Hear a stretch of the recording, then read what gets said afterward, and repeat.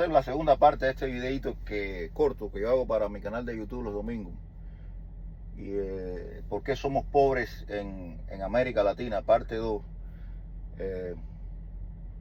Obviamente la inspiración de este video la tomé yo de un seminario que impartía el profesor de la Torre en la Universidad Marroquín de Guatemala. De la Torre es cubano, que ya debe tener sus 90 y tantos, casi 100 años, y él decía que estaba abierto al debate. Yo nunca pude participar en una clase de él porque me imagino que eso sería una mesa de dominó en Cuba un domingo, la familia fajada ahí, porque a mí me gusta debatir bastante. Parte de mi contenido lo hago para Cuba, tratar de que se vea en Cuba, a ver si podemos cambiar aunque sea un poquito la mentalidad por lo menos.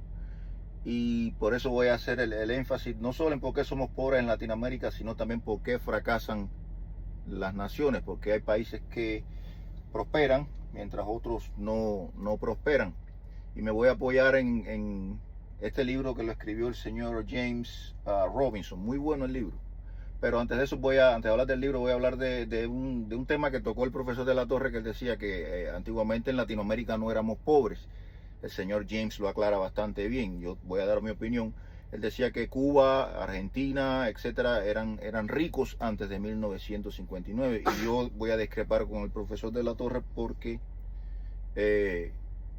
a ver, que hayan ricos no quiere decir que seamos ricos. En Cuba el 5% de la población estaba en la extrema riqueza y el otro 95% estaba besando, no todo el mundo, pero la gran mayoría besando, vaya, en la extrema pobreza. Y no podría decirse que la población completa estuviera abundante en la riqueza, porque si no, no hubiera ocurrido la revolución. ¿Y por qué ocurren las revoluciones? Eric Harford lo dice, voy a robarme este título de él, dice que todas las revoluciones no pasan porque los que tienen mucho quieren más, ni tampoco pasan porque los que no tienen nada quieren algo. Las revoluciones mayormente pasan porque los que tienen algo pierden un pedacito de lo que tenían, y entonces se forma una revolución. Por eso quizás en sistemas como podemos decir Cuba, el gobierno no está interesado en que nadie tenga nada, de cierta manera. Ahora se han visto forzados a abrir un poquito, a permitir un poquito la propiedad privada, porque una vez que usted tiene algo y lo pierde, históricamente se produce una revolución. Bueno, con eso dicho, vamos a ver si yo me puedo enfocar en mi tema. ¿Por qué somos pobres en Latinoamérica? Yo lo primero que diría, la causa principal de la pobreza, es mi opinión, es la educación. Falta de educación, hacer esto mismo que estamos haciendo nosotros ahora. Los ricos mandan a sus hijos a la escuela, y son una gran minoría los que pueden ir a Harvard, por ejemplo. Una escuela cara aquí en Estados Unidos. Yo no vivo en Latinoamérica ahora, yo soy cubano, pero vivo en Estados Unidos y aquí soy pobre. Y dice, hay una película que vi que de un personaje, Matt Damon y Ben Affleck, no tengo el título por ahí, pero Ben Affleck era el limpiapiso, Matt Damon era el limpiapiso en una escuela en Harvard, creo que era, y podía resolver ecuaciones muy complejas. Y una vez, cuando los muchachos ricos de la escuela se tratan de burlar de él, él le dice: sus padres se gastan millones de dólares o miles de dólares, en una educación que cualquiera puede recibir gratuita en una biblioteca, o por muy bajo, por algunos centavos en una biblioteca pública. Entonces yo pienso que somos pobres en Latinoamérica porque los gobiernos de verdad no invierten lo suficiente en educación, y los pobres no tenemos recursos para pagar una educación privada. Esto lo aprendí yo de mi hijo cuando tenía aproximadamente 12 años. Para no irme del tema, voy a hacer una anécdota corta. Mi hijo iba a una escuela pública porque somos pobres, y de ahí lo expulsaron por razones de índole de conducta, de enfoque, y lo mandaron a una escuela un poquito más fácil para él estar ahí. Y un día yo voy ahí, lo veo en la clase así que parecía un vegetal, y había un muchacho burlándose de él, y le digo: ven acá, ¿qué pasa? ¿Qué te estaba haciendo? Me estaba molestando. ¿Y tú qué hiciste? Nada, porque tenía miedo. Y le digo: bueno, cuando te vuelva a molestar, usted le mete un trastazo. pero como él tenía miedo como lo habían expulsado de la escuela, a los pocos días me llama la maestra y me dice, ven a buscar a tu hijo. ¿Qué pasó? Se portó mal. Cuando le digo, ¿qué pasó, Manuel? No, que el muchacho me estaba molestando y le dije, coño, pero tú no puedes hacer eso, tú vienes a la escuela a aprender. Y dice, ¿aprender qué, papá? ¿Qué te están dando? Aquí me dan historia, geografía, a mí eso no me interesa. ¿Cómo que no te interesa, Manuel? Si tú vas a aprender, si tú vienes a la escuela a aprender, eso lo estudio yo en YouTube. Y yo me quedé así, ¿qué le voy a decir? Bueno, eso me lo aprendo yo en YouTube. Y YouTube es una herramienta que yo utilizo mucho para mi educación personal. Esta mañana mientras yo, a ver, yo soy camionero, yo soy un simple camionero, pero esta es la profesión que yo escogí. Y una de las razones por las que escogí es porque no todo el mundo tiene 10 horas para poder escuchar un libro, una conferencia. Y antes de yo gastarme los 13, 14 dólares que vale el libro este de por qué fracasan las naciones, Why Nations Fail, de James Robinson, yo dije, déjame escuchar un poquito gratis en YouTube. Pero el libro me gustó, sobre todo el principio, que ya ahí me enganchó. Y aún así dije, déjame ver, busqué una entrevista en YouTube, una conferencia que dio el señor James, profesor, que ha dado clases en Colombia, que ha caminado todo el mundo prácticamente para poder tener esta noción. Y no por gusto se ha ganado un premio Nobel de la Paz por este libro. Y lo primero que él dice en este libro, obviamente, cuando usted va a hacer una comparación entre Corea del Norte y Corea del Sur, por poner un ejemplo, él hace comparaciones de varias naciones, sobre todo Estados Unidos y África, en Nigeria, por ejemplo, son muy obvias las diferencias. Entonces tú dices, no, vamos a buscar algo más lógico que se pueda comparar. Usted compara Corea del Norte y Corea del Sur, por ejemplo, una imagen del satélite de noche de Corea del Norte y Corea del Sur, usted ve la gran diferencia. Y bueno, eso es muy obvio. ¿Para qué vamos a comparar eso? Sí, son dos sistemas totalmente diferentes. Entonces, uno de los puntos de comparación que el señor utiliza también es la ciudad o el poblado de Nogales, en Arizona, Estados Unidos. Que Nogales, Arizona, el pueblo comparte la frontera. O sea, hay una sección, una parte de Nogales que está al norte, que pertenece a Estados Unidos, Nogales, Arizona, y la otra parte del sur que pertenece a México, creo que es Sonora, Nogales, Sonora.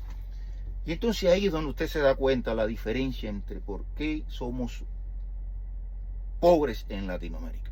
Tienen el mismo sistema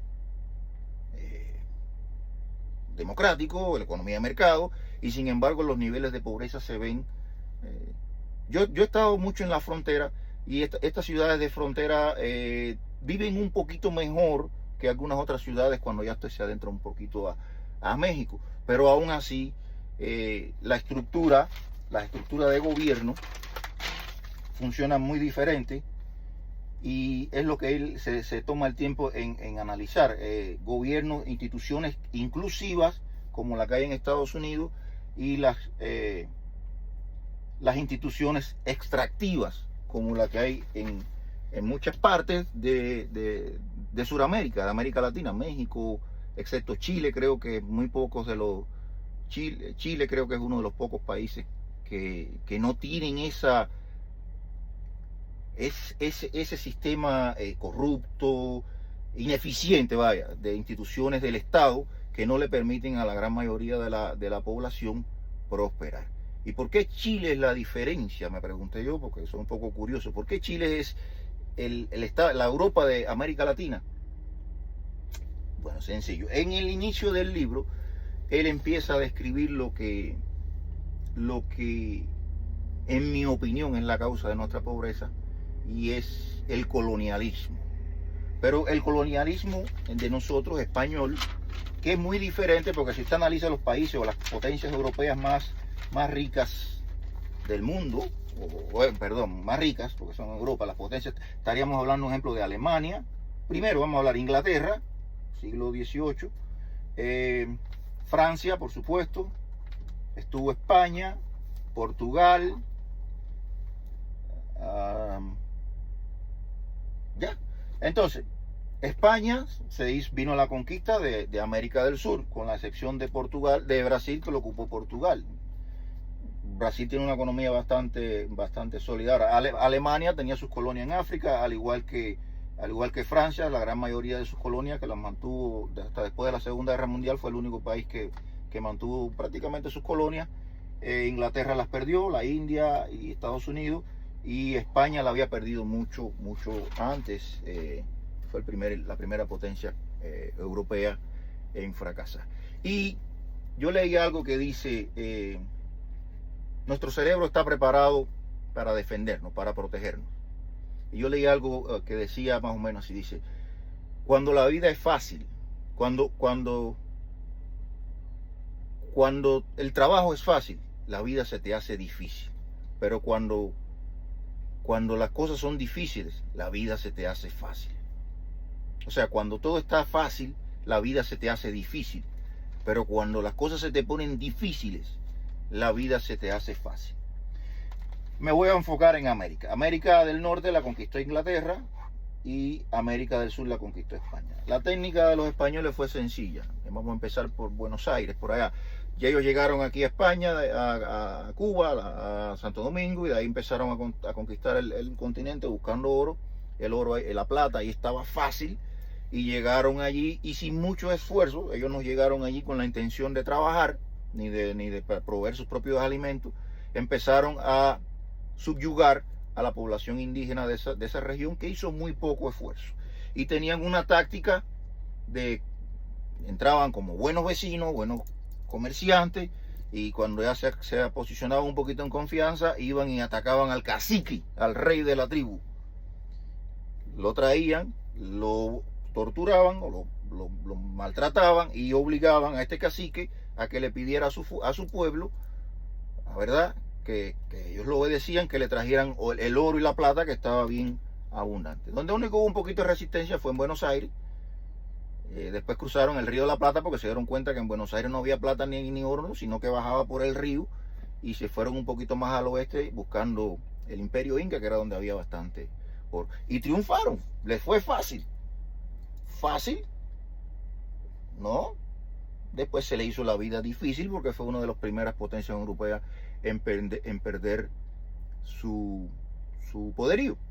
Por el otro lado, los ingleses fueron los últimos, porque ellos, mientras ya los españoles, los portugueses, los alemanes estaban ya haciendo esta conquista en colonias, los ingleses estaban todavía peleando su guerra civil, la guerra de las rosas, y les tomó un poquito tiempo más. Cuando ya llegan a esta competencia, ya los que les toca escoger la sobra prácticamente, y cogieron la América del Norte, donde hicieron su primer asentamiento allí en Virginia, Jamestown, debido al rey. Ahí encontraron una resistencia bastante fuerte. Los indios de aquí de Estados Unidos no entregaron las armas. El primer verano fue brutal, invierno, perdón, el segundo no pudieron, y ya para sobrevivir en el tercer invierno tuvieron que cambiar la estrategia. Y tuvieron que, en vez de importar soldados para venir a pelear contra los indios, tuvieron que importar de Inglaterra carpinteros, herreros, trabajadores, para que hicieran el trabajo de ellos, porque ya después del segundo invierno aquí, de más de 300 personas, el número está bien claro en el libro, pero ya la población se vio reducida bastante, y tuvieron que, ganarse la vida por las malas. De hecho, que todavía aquí las poblaciones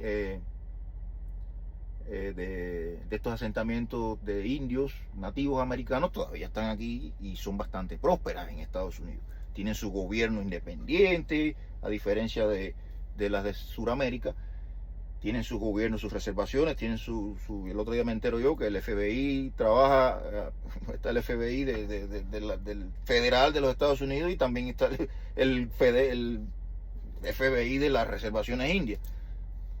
O sea, no se le hizo fácil, y por eso, en mi opinión, Estados Unidos es hasta ahora uno de los países más prósperos del mundo. Vamos a hablar antes de la Segunda Guerra Mundial, porque ya después de la Segunda Guerra Mundial, Inglaterra pierde sus colonias, España ya las había perdido, Alemania obviamente perdió la guerra. ¿Quién queda? Solamente Francia, que le quedan casi todas sus colonias en África, hasta tiempos actuales que Ibrahim Traoré le está amenazando con los reyes franceses vayan tumbando, que ya el colonialismo se acabó hace mucho tiempo. Entonces, para tratar de resumir un poquito sobre nuestros antepasados españoles. Mi nombre es Leidel Ramos Griffith. Yo tengo un poquito de Ramos por español. El otro día fui a hacer una aplicación y me dijeron que tú eres, tu raza, blanco o negro. Y pues, bueno, yo conozco 4 razas: blanco, negro, amarillo y mestizo, porque me decía, bueno, negro, puse a buscar si tiene descendencia africana. Claro que tengo, por parte de mis abuelos maternos. Española, europea, por parte de mis padres. Pero aquí Ramos. Y en la parte de mi madre, mi mamá se llama Griffith. Tengo un poquito de descendencia de ahí, de Barbados, una de las naciones que también le ha ido bastante bien aquí en el Caribe. Ahí tengo un poquito de genes todavía, una mezcla entre español y inglés y africano. Pero los genes españoles, eso de la comodidad, se nos han quedado asentados en Sudamérica. Las instituciones que no son inclusivas. ¿Por qué en México, si usted se viene, va a sacar la cuenta, por qué en Estados Unidos son tan prósperos en la parte del norte y en México no son tan prósperos? Si es el mismo sistema, es el mismo clima, es la misma, vaya, no es el caso de Corea del Norte y Corea del Sur. Y digo, bueno, nos deben haber quedado esos genes españoles, que nos gusta lo fácil, nos gusta la corrupción. Y ahí viene donde las instituciones estas inclusivas. Por ejemplo, aquí en Estados Unidos hay leyes antimonopolio que te incluyen. Por ejemplo, tú haces un invento, lo patentizas, eso es tuyo, nadie más puede ganar dinero sobre eso. En China, por ejemplo, eso no se respeta. Después de un tiempo, okay, ya tú pierdes la patente. Aquí muchas compañías, Bill Gates tuvo un juicio por monopolio, Standard Oil de Rockefeller también. ¿Por qué? Porque aquí somos un poquito más inclusivos, dejamos que todo el mundo trate de ganarse su vida por sus medios, de tener un pedacito del pastel de la democracia. En ejemplo, en México es muy fácil, hasta el 2000 que estaba el PRI, tenía el control prácticamente el monopolio estatal de la política. Era muy fácil sobornar a un funcionario, darle un soborno, y tú tienes el control completo de una industria. Nadie más puede comer de ese pastel. Entonces tú, con ese tan monopolio, compras los políticos y es fácil. Por eso Estados Unidos, digo yo, ha sobrevivido un poquito más, y no se permiten, porque hay un poquito más de leyes. Cualquier país de Sudamérica, por ejemplo, para caminar 100, 200 millas, usted tiene que hacer paradas, y que en cada punto de control te para la policía, el gobierno, sin son ni ton, y te pide un soborno. Esto aquí en Estados Unidos no se hace. Yo camino 600 millas diarias, paso en una pesa, y si tengo una goma ponchada, tengo una goma ponchada. Yo puedo, si saco el billete para dárselo a un policía, voy preso. En nuestros países todavía nos hemos acostumbrado a ese gen del colonialismo, digo yo, de mi opinión, de ver la vida fácil. Entonces, vaya, sin más preámbulo, para cerrar esto, yo pienso comprar el libro porque, como digo, me gustó muchísimo, para poder seguir debatiendo con mi amigo el profesor de la Torre, que algún día, que ojalá Dios me le dé mucha vida más y algún día yo lo pueda conocer, y podamos seguir tratando de identificar formas de por qué somos pobres en Latinoamérica, especialmente para mi gente de Cuba. Me gustaría que este es un libro, pienso yo, que si el hombre se ganó, James Robinson, un premio Nobel de la Paz por este libro, que debería ser un manual para, por ejemplo, la Asamblea Popular del Poder Popular en Cuba, que son las personas que hacen las decisiones. Yo sé que muchas personas dicen, en Cuba eso es por gusto, porque la dictadura, el régimen de los Castro no va a querer cambiar nada. Pero señores, ya han pasado ya, desde 1960, unas cuantas generaciones. Y aunque todavía tenemos esos genes de la generación de los colonizadores, yo pienso que la juventud cubana ahora necesita esa información, porque ellos van a ser, queramos o no, los que dentro de poco algún día van a tener que tomar las decisiones. Y una decisión informada, en mi opinión, vale la pena. Entonces, leernos este libro, yo me lo voy a empezar a leer, y vamos a ver si el domingo que viene no sé, yo podría dar un poquito más de lo que he leído. El primer capítulo me gustó muchísimo. Este hombre hace comparaciones, te digo, ha dado clases en Colombia, ha estado por el mundo entero, pero Nigeria a Estados Unidos, creo que una comparación de león para mono, con el mono amarrado. Pero vamos a seguir analizando otros países que él lo hace muy bien, y después podemos formar nuestra opinión y dar nuestros comentarios. Gracias a todos los que se han ya han llegado hasta aquí. Nos vemos la próxima.